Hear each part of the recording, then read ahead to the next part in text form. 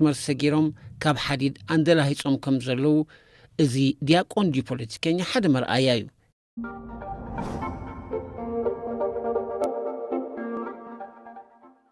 مرحتن لهيك أنا نبلتسقنا بحري بزبل زهتفتف فيروس كاب زلكفو جزيات عطير الله 3 عامات بزي عرفتي ليتن قتلن بزعبا بحري لفليفهم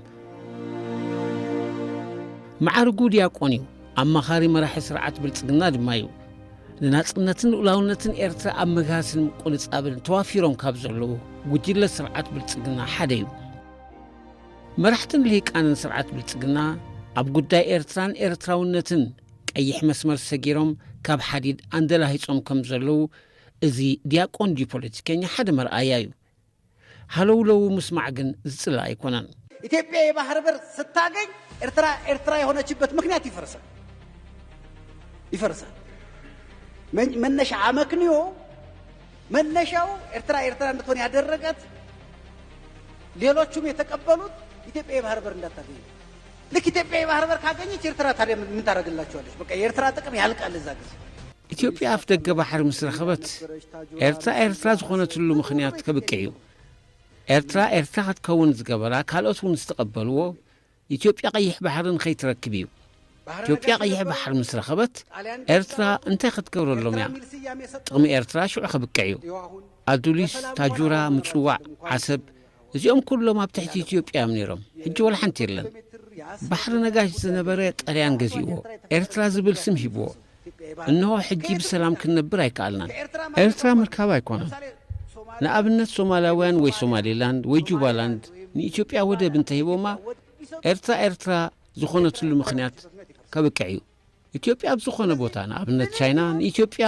ወደብ እንተሂባ ኤርትራ ትፈርስ ቻይና አሁን እኛና ቻይና ሩቅ ነን አይደል ቻይና አሁን ለኢትዮጵያ ወደብ ብትሰጣት ኤርትራ የሆነችበት ምክንያት ይፈርስ ዘገርም እዛ ዓበድበድ ዚ ምስ ምንታይ ዝቁጸር አእምሮኦም ብዝሰሓቱን ኣብ ሓሉሳ ብዝነብሩን ሰባት ዝምከር መርሐ ብልጽግና እንተሃውተ ተደኣሞ እንታይ ሓጢያት ኣለዎ የማነ ጸጋሙ ብምሩኻትን ዕቡታትን ዝተኸበ ስስዓን ህንጡይነትን ድማ ዝበህርያቱ ስለ ዝኾነ ኣብዚ ብኢትዮጵያውያን ልሂቃን ተላዒሉ ዘሎ ወፍሪ ባሕሪ ኩሎም ዝጠፈሹ ብቑራቦ ብልጽግና ማእዝኖም ዝሰሓቱ ብኽቱር ጽልኢ ህዝቢ ኤርትራን መሬታን ዝዓወሩ አቦታቶም አበረኻታት ሳሕል ዝተረፉ ሙሉኻት ኩናት ህዝባዊ ግንባር ዝነበሩ አመሳኹቲ ቴሌቪዥናት ሓተው ክብሉ ይውዕሉን ይሓድሩን ኣለዉ ንግል ካብኣቶም ከም ኣብነት ንስማዕ ኢትዮጵያና የኤርትራ ግንኙነት ሁለት ጎረቤት ሀገራት የሚመሩበት ህጋዊ ስርዓት ሳይበጅለት ርክብ ኤርትራን ኢትዮጵያን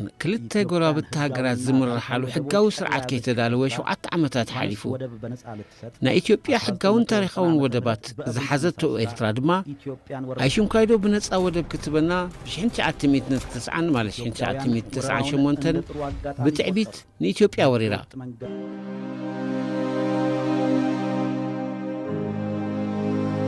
كم زلومي واج كيتبالي كساب 1998 ورار جمرن بحرهم أجمالكم أستيريلهم بعلم إثيوبياوان زحسمون ودب عصبن بازعن مستي أبت وان زنبرة نايم تحبار هواهون بتنعوز جز زنبرة حجاجات بستجبرة حجاتات إثيوبيا بودب عصب مل أجلجلوتها تركب زنبرات زنع الزوزر لنا كان مش 1998 ودب عصب بمل عقمو ንኢትዮጵያ ንጡፍ አገልግሎት እንሃበን ከሎይ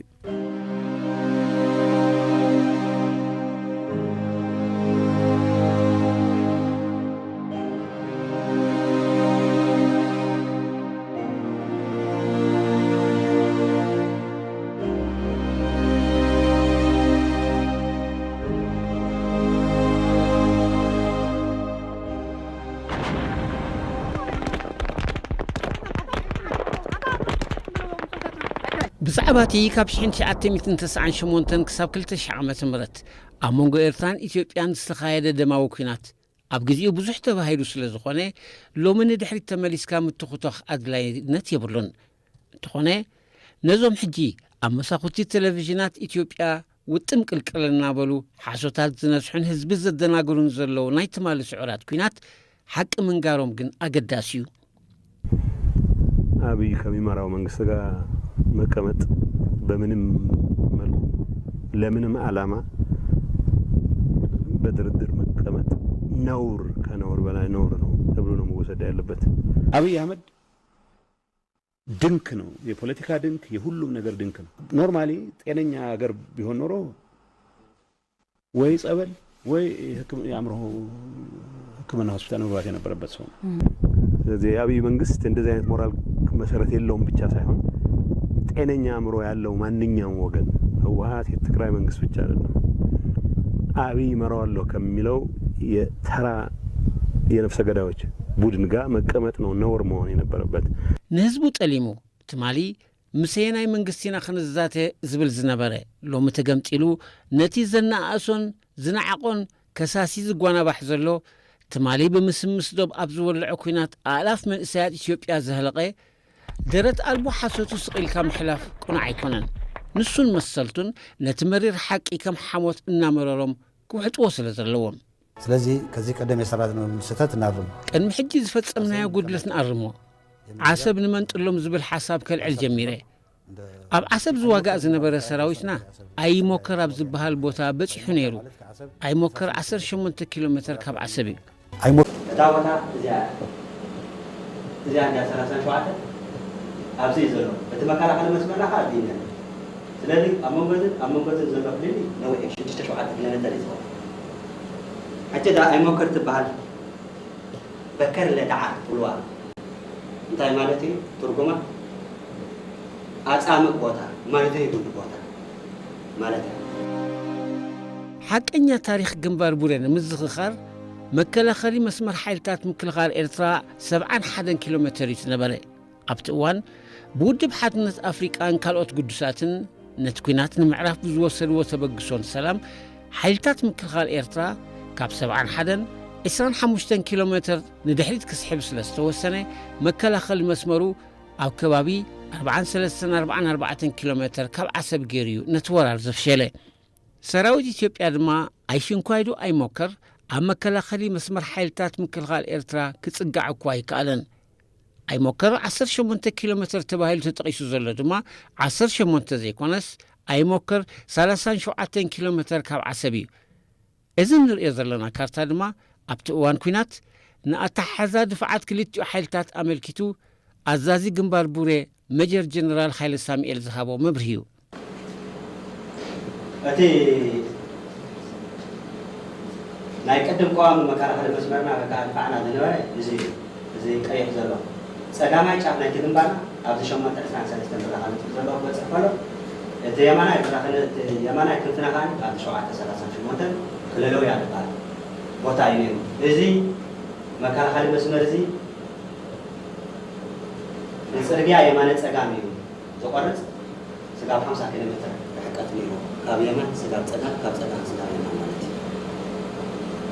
እቲ ናይ ፀላእ መከላኸሊ መስመር ከዓ እዚ 8 ንብለና ፀጋማይ ክንፊ እዚ ከዓ እቲ የማናይ ክንፊ ስጋብ 6-3 ንብለ ዘለና ማለት እዩ። እዚ ውን 48 ኪሎ ሜትር ርሕቀት ነይሩ ካብ የማን ስጋብ ፀጋም። ስለዚ እቲ ናይ መጀመርያ 71 ኪሎ ሜትር በቃ ግንባር ቡሬ ይፍለጥ ቅድሚ ናብዚ ሓድሽ መከላኸሊ መስመር ምምፃና ዝነበረ ዕርድና እዚ እቲ ድሕሪ ዕለት 28 በቲ ኣንቶኒ ጠቐስናዮ ውሳኔ ናይ መንግስትና ዝቐየርናይ ሓድሽ መከላኸሊ መስመር ከዓ እዩ። እዚ ኣብ ከባቢ 44 ኪሎ ሜትር ኣለና ማለት እዩ። እዚ ጥንሃና መከላኸሊ መስመር እዚ ትፀጋማይ እዚ ከዓ እቲ የማናይ እዚ ከዓ ናይ ፀላእ መከላኸሊ መስመር እዩ። ሕጂ እውን ናይቲ እዋን ሰነዳት ኢና ክነቐርብ ብ9 ሰነ 2000 ዓመተ ምህረት ገና ሩስን ኩናት ኣብ ዝነበረሉ እዋን ጋዜጠኛታት ማዕከናት ዜና ወፃኢ ምዝሓዘ ጉጅለ ኣብ ግንባር ቡሬ በፂሕና ነርና። እዚ ንሪኦ ዘለና ሰነድ ኣብቲ ኣይተጻድቃን በፂሕናዮ ነርና ዝበሎ 18 ተባሂሉ ዝፅዋዕ ቦታ እዩ። 18 ቀንዲ ደጀን ሓይልታት ምክልኻል ኤርትራ ኮይኑ መቐበሊ ሙሉኻት ሰራዊት ኢትዮጵያ ኮይኑ ይጸኒሑና። ከምሽቱ 4 ሰዓት ውጊያ ጀምረናል። በዛ ላይ የነበረ ግን ብዙ መስዋዕትነት መክፈልና ቁስለኛ ነበር ማለት ነው። የኢትዮጵያ ሰራዊት ከፍተኛ ጉዳት ነው ማለት ነው የደረሰብን። በዛ ጊዜ ቀውጢ ውጊያ ነበር ማለት ነው። ቀውጢ ውጊያ በሚካሄድበት ጊዜ ግን መስዋዕትና መቁሰል ነበር ማለት ነው። በተለይ 6 ሰዓትና 7 ሰዓት ላይ ከሌሊቱ በጣም የተጣጣፈ ውጊያ ነበር ማለት ነው። አንድ ሻምበል ነበር የገባነው። ወዳውኑ ሻምበል አመራራችን ተሰዋ። በዛም የተነሳ ያው ብዙ መስዋዕትነት እየተከፈለ ሲሄድ በመሐከል ተኩስ አቁሙ ብለን ያው ወደዚህ እንድንመጣ አድርገናል ማለት ነው። እና የነበረ ሁኔታ ይሄን የመሰለ ነው። ነገር ግን ውጊያው ግን በጣም አስከፊ እና አንገፍጋፊ ነው የነበረ በእኛ የነበረ ውጊያ ማለት ነው። ሐሳብ ቀርቶ ግማሽ መንገድ ተደረሰ ነበረና ፕሮፌሽን ሻዕቢያ ተሃድም ያ نحن ግን عسمتنا ተነባሮ የነበረና ዓላማ ፎርሜሽኑ ካወል ድሐር የኾነ ማኸላትዩ ለዊስና عقمنا يلو نغيرنا مرارنا عقمنا خيلنا مولا لي يقولنا مرار بقعتينا يلونا سراويت يكون بقعاتكم سلطين كبيهم يلونا اما خالتيو الله يدنا وطريو لوي وزحاتيو كحانت غانتا تو شركه درجه نبره كحانت غانتا كثمانية شدشتي 10 شدشتي تميزه كثمانية شمنتي 10 شدشتي تميزه كاو لقاريو وقعي قصدي كايناو በኢትዮጵያ ኤርትራ ጦርነት እኔ ቡሬ ነው የነበርኩት። ጦርነት ተጀመረ፣ ተጨፈጨፍን። አንድም ቦታ ፈቀቅ ማድረግ አልቻልንም። አንድ ክፍለ ጦር ያመጣል ያስገባል፣ ይጨፈጨፋል። ሌላ ክፍለ ጦር ያመጣል ያስገባል፣ ይጨፈጨፋል። እዝን ሪኦ ዘለና ኣብ 37 ኪሎ ሜትር ማለት ኣይሞከር ተተኺሉ ዝከላኸል ዝነበረ መዳፍዕ ሓይልታት ምክልኻል ኤርትራ እዩ። ወታደራዊ ሳይንስ ንዝፈለጥ ሰብ መዳፍዕ ኣብ 37 እንተነይሩ ቀዳማይ መከላኸሊ መስመር ካብቲ መዳፍዕ ዘለዎ ቦታ ክንደይ ኪሎ ሜትር ርሒቑ ከም ዘሎ ርዱ እዩ። ናልፈን ባሶራን ተቆጣጥረን ባሶራ ላይ ታንኮቻችንን ሰቅለን ሓሶታት ኣይተጻድቃን ይቕጽል። ብወገን ሰንዓፌ ኣብ እምባሶራ ታንከታትና ሰቒልና ከስከሰ ዝበሃል ቦታ በፂሕና ነርና። ብወገን ዓድዋ ዓዲ ኋላ ዓረዛ ሓሊፍና እቲ ውግእ ኣብ ጥቓ መንደፈራ ይካየድ ነይሩ። ክሎስት መንደፈራ ነበር ውጊያ ሲደረግ የነበረው። ሓደ ላዕለዋይ ኣዛዚ ሰራዊት ነይረ ዝብል ኣብ መራኸቢ ብዙሓን ወፂኡ ዓይኒ ዘንቁር ሓሶት ክዛረብ ዓገብ እዩ። ንልቦና ዘለዎ ሰብ ግን እዚኦም ግን ልቦና የብሎምን። ብዘይ ሕንከት ድላዮም ክብሉ ስኸኽ ዝብሉ ኣይኮነን። ብዙሕ ምዝራብ ኣየድልዮን እዩ። ሰነዳት ጻዕዳ ቀላይን ዓዲ በጊዖን እኹል መልሲ ስለ ዝኾነ ኣብቲ መዋዕለ ብፍላይ ኣብ ክሳድ ዒቃ ዝነበርኩም ኩናት እንታይ ይመስል ነይሩ? ስክታው ብዛዕባ ጽንክር ኩናት ገጢምኩም ዝነበርኩም ይስማዕ እሞ ዝርዝር ኣቢልካ ታዕልና ብዛዕባ ዋላ ሓንቲ ጽንኩር ኢልና እውን ክንገልጾ ይንኽእል ኢና። ቅርፂ መሬት እቲ ቦታ ሙቺ እዩ። ኣብ መንጎ ጸላእ ዝብገሰሉን ንሕና ዘለናያስ ናይ 2000 እዩ ውሕዱ ብቤተጨን ገይሩ ከባቢ ዳዕሮ ኩና ዓዛ 10 ተረተር ዝበረኸ ከምኡ ኢሉ ንዓረዛ ዝኸይድ መስመር ማይ ድማ ዝኸይድ መስመር ኢና ሒዝና። ንሱ ከዓ ካብ ጎላጉል ካብ ዝተሓተ ዕንቆት ዝለዓለ ብራኸ ዝመፅእ ነይሩ። ቅርፂ መሬቱ ንባዕሉ ተሪር ዓቐበት እዩ። ንሕና ግን ብብራኸ መፂና ኣብ ሓደ ከቢድ ጉዕዞ ዘይብሉ መስመር ስለናኣቱ ድኻም ነርና ክብል ኣይክእልኒ። ቅርፂ መሬት ላዕሊ ታሕተን ሸንኮለል ደብል ኣይነበሮን። ስለዚ እቲ ቅርፂ መሬት ስለ ዝሓገዘናስ ድመቸአ ንምውጋእ ንዓና እዩ። እቲ ዝተመርፀ ቦታ ኣሸጊርዎ ኣብ ዝጥዕመና ቦታ ንኽንሃርሞ ኣተባቢዕና ከምዚ እናኾነ ምስ መፀ ኢና ንሕና ከዓ ኣብ መደምደምታ ነቲ ናይ መወዳእታ ጽቡቕ ዕድል ኣጋጢምና ነቲ ስራሕ ከዓ ብፅፉፍ ተወዲኡ ማለት እዩ። ንዝሞተ ስሞሽዑ ኣብ መወዳእታ ድሕር ዘይተሃርሞ ኮንካ ሞ ንባዕልካ ሞይትካ ኣለካ ስለ ዝኾነ ነቲ ድሞተ ኢና ሃሪምና ማለት እዩ። ጻድቃን ጦርነት መርቻለሁኝ አሰብን እንያዝ ብያለሁኝ ብሎ ሲናገር ሰማሁት። ጻድቃን ውግእ መሪሄ አሰብ ንሓዞ ኢለ ነይረ ኢሉ ክዛረብ ስምዕዮ። ጻድቃን ሲቪል ነው፣ ስራውም ሌላ ነው። ግን ያው አልብሰህ እኮ የሆነ እኮ ምንድን ነው ከዋክብት ካስቀመጥክ በዛ ትጠራለህ።